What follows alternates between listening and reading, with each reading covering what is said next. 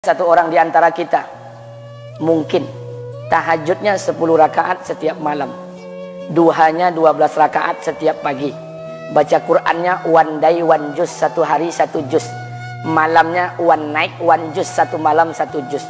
Satu keluarga di antara kita nih puasanya luar biasa Senin Kamis. Satu keluarga berpuasa Senin Kamis. Tak cukup puasa Senin Kamis, dia puasa Nabi Daud. Sehari puasa, sehari tidak, sehari puasa, sehari tidak. Tak cukup dia puasa Nabi Daud, dia puasa-puasa sunnah lainnya. Istrinya nutup aurat dengan sempurna, pakai nikob, pakai cadar, pakai purda, pakai manset, pakai kos kaki. Suaminya 5 waktu ke masjid tak tertinggal takbiratul ula. Anak-anaknya di pondok pesantren hafiz dan hafizah. Tiap pagi berinfak, tak pernah menggunjing orang. Quran terjaga, aurat terjaga, tahajud terjaga, 5 waktu terjaga, duha terjaga, Quran terjaga, puasa terjaga. Sempurna satu keluarga nih, amalnya. Tapi sudah 8 tahun dia tak tengok ayah ibunya. Sudah bertahun-tahun dia tak nyapa kedua orang tuanya. Sudah bertahun-tahun dia tak berhubungan baik dengan ayah ibunya. Sudah berminggu-minggu dia berkelahi dengan ayah ibunya. Sudah berhari-hari dia bermusuhan dengan kedua orang tuanya. Maka anak seperti ini, seluruh amal yang mereka kerjakan tertolak di sisi Allah Subhanahu wa taala, tidak akan diterima Allah. Sebaliknya, kalau ada di antara kita hari ini yang pandai melayani ayah ibunya, tidak ada uang, ayah ibu dia kasih uang. Tak ada rumah, ayah ibu dia buatkan rumah. Sakit ayah ibu dia bawa ke rumah sakit. Dirawat ayah ibunya dia jaga. Kotoran ayah ibunya dia bersihkan pakai tangannya sendiri. Ada di antara kita hari ini yang membersihkan kotoran ayah ibunya lebih dia nikmati daripada makanan yang ia sukai. Begitu luar biasanya dia melayani ayah ibunya. Tapi dia tinggalkan sholat. Dia injak-injak perintah Allah. Dia tinggalkan perintah Allah dengan mutlak. Maka kebaikan satu orang anak ini kepada ayah ibunya seluruhnya tidak diterima Allah Subhanahu wa taala. Atau jangan-jangan inilah yang menjadi penyebab amal kita tak diterima Allah. Atau jangan-jangan inilah yang menjadi penyebab amal kita tertolak di sisi Allah. Kita sholat juga, kita sujud juga, kita puasa juga, kita ngaji juga, kita dengarkan ceramah juga. Maka oleh karena itu, Pak, Bu, ayah kita tuh tinggal di kampung, ayah ibu tinggal di kampung sana. Terkadang ayah ibu kita tak sekolah, SD, SMP, SMA tak tamat. Dia sekolahkan kita SD, SMP, SMA, S1, S2, S3 dengan harapan hidup kita lebih baik daripada keadaan dia sekarang. Tapi apa yang membuat kita jarang untuk menjenguk mereka? Saya ingin sampaikan buat kita bersama. Ayah ibu kita tak tahu kita ni eselon 1, eselon 2, Pak. Ayah ibu kita tak tahu pangkat PNS kita 3A, 3B, 3C, 3D, 4A, 4B, 4C, 4D. Ayah ibu kita tak tahu kita ni public figure. Ayah ibu kita tak tahu dan tak mau tahu. Yang dia tahu kita ni anaknya. Ayah ibu kita tak tahu kita punya sawit berapa. Ayah ibu kita tak butuh mobil kita. Dia tak butuh rumah kita. Tapi yang dia butuhkan kita. Apa yang membuat kita jarang untuk menjenguk mereka? Tahun 2016 di Masjid Damai Langgeng, saya diundang ceramah di sana. Habis pulang ceramah, saya baca WA SMS. Ada seorang ustadz Pekanbaru kirimkan WA dengan saya. Saya baca 2 kali, air mata saya menetes. Kenapa? Karena WA itu berisi cerita satu orang ibu sedang menelpon anaknya.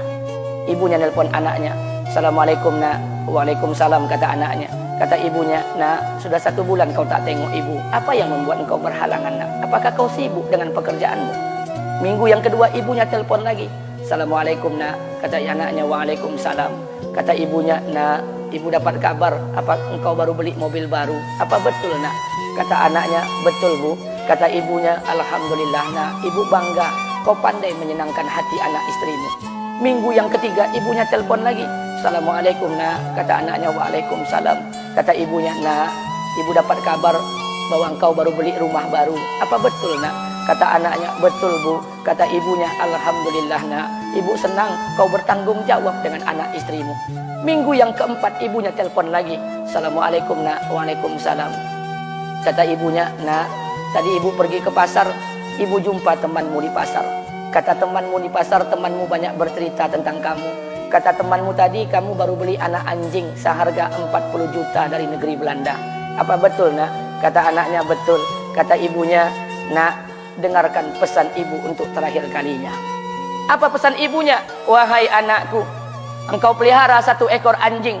Kau siapkan harga anjing 40 juta. Kau siapkan rumah untuk anjingmu depan rumahmu. Kau jaga anjingmu pagi, siang, dan sore. Kau mandikan anjingmu pagi, siang, dan sore. Kau kasih makan anjingmu pagi, siang, dan sore. Demi Allah nak, dengarkan pesan ibu untuk terakhir kalinya. Apa kata ibunya? Demi Allah nak, demi Allah, Kalau seandainya Allah menciptakan ibu, kalau seandainya Allah menciptakan ibu untuk yang kedua kali di muka bumi ini, nak, demi Allah, ibu tak ingin terlahir sebagai manusia. Ibu ingin lahir sebagai seekor anjing, biar berada depan rumahmu dan melihat wajahmu setiap hari. Ibu kita tak butuh harta kita, Pak. Dia tak butuh uang kita, dia butuh kita. Apa yang membuat kita jarang untuk menjenguk mereka? Pantas hidup kita tidak berkah, pantas rumah tangga kita tidak sakinah, karena hubungan dengan ayah ibu kita rusak selama ini. Masih ada kesempatan, masih yang jauh telepon, yang dekat kunjungi mereka. Demi Allah, kita butuh keberkahan doa mereka. Yang sudah meninggal, ziarahi kuburnya dan doakan mereka. Imam As-Syafi'i berkata, apa kata Imam As-Syafi'i? Manusia zalim, manusia bodoh, kalian tak tahu apabila ayah dan ibu kalian mengangkat tangan di malam hari, dia berdoa kepada Allah untuk anaknya. Doanya cuma sekali, malamnya cuma sekali, hanya sekali saja doanya. Apa kata Imam Syafi'i? Sekali doa ayah dan ibu kalian sudah cukup bagi Allah untuk menjadikan kalian anaknya berkah dunia akhirat. Hari ini berapa banyak doa ayah dan ibu kita, tapi tidak ada keberkahan buat anak mereka. Kenapa? Hati mereka tersakiti. Maka pulang, Pak, cari mak bapak kita.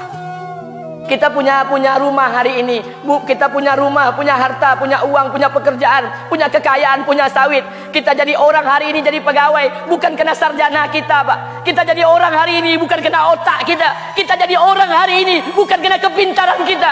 Kita jadi orang hari ini jangan-jangan kena keberkahan doa ayah dan ibu kita yang tak pandai tulis baca di kampung sana. Cari mak bapak kita, Pak. Demi Allah, kita butuh keberkahan doa mereka. Apa guna di kehidupan dunia sementara Allah tidak ridho dengan kehidupan kita? Pantas amal kita tertolak di sisi Allah.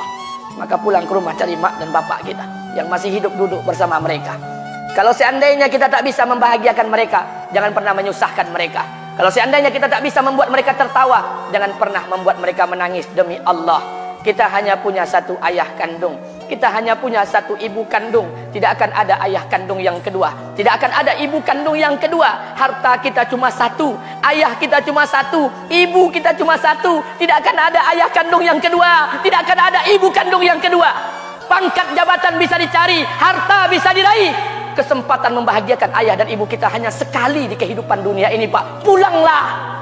Ketika mereka memanggil, tinggalkan istri, tinggalkan pekerjaan, tinggalkan semua proyek kita. Demi Allah, datangi mereka. Kata Nabi, sesaat kalian duduk bersama ayah dan ibu kalian akan mendatangkan keberkahan. Kenapa kalian tidak duduk bersama mereka? Jangan-jangan inilah yang menjadi penyebab amal-amal kita tertolak di sisi Allah.